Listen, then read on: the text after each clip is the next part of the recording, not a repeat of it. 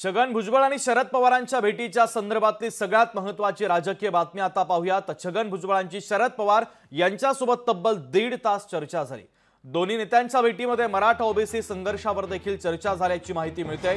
राज्यातील ओबीसी मराठा वाद शांत व्हावा अशी भूमिका भुजबळांची आहे। पवारांसोबत भेट राजकीय नव्हती असं स्पष्टीकरण आता भुजबळांनी दिलंय। पवारांना भेटण्यापूर्वी प्रफुल्ल पटेलांसोबत चर्चा केली असं भुजबळांनी म्हटलं। तर तिसऱ्या आघाडीबाबत मला काहीच माहिती नसल्याची प्रतिक्रिया देखील या भेटीनंतर छगन भुजबळ यांनी दिली आहे।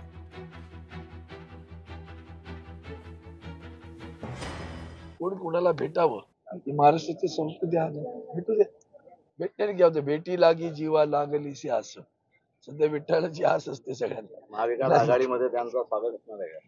त्याचा तो विषय माझा नाही, तो विषय आमच्या आघाडीच्या नेत्यांचा आहे। मला आनंद या गोष्टीचा आहे की महाराष्ट्र जे प्रगल्भ राज्य आहे, राजकीय संस्कृतीमध्ये जी प्रगल्भता आहे ती आज भुजबळांनी दाखवली आणि पवार साहेबांनी दाखवली। असं रुसून फुगून असे इथे मान करत चालत बाहेर जाऊन असं कधी होत नाही।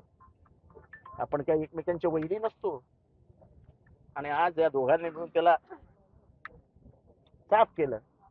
मला आनंद आहे की महाराष्ट्राची समृद्ध लोकशाही आणि समृद्ध संस्कृती जिवंत ठेवली, त्याबद्दल मी कार्यकर्ता म्हणून दोघांचे आभार। आता का भेटायला गेले हे तर जशी तुम्हाला बातमी माहिती आहे तेवढीच मलाही माहिती आहे। मी काय अजून कोणाला फोन केला नाही, विचारलेलं नाही।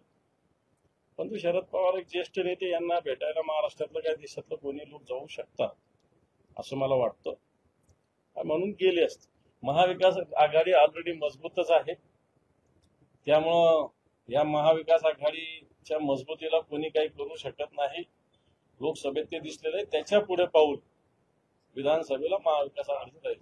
काल खरं म्हणजे छगन भुजबळ साहेबांनी शरद पवारांना एक्सपोज करण्याचा प्रयत्न केला, कारण महाराष्ट्रामध्ये सध्या मराठा आरक्षण, ओबीसी आरक्षण धक्का लागू नये आणि सगळे सोयऱ्यांच्या विषयांवर महाराष्ट्र पेटलाय, तप्त वातावरण आहे।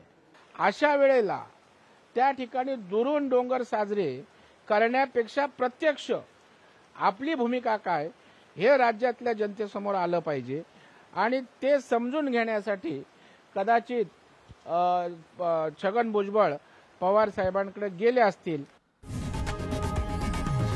लोकशाही मराठी ऐका, पहा, जागरूक रहा।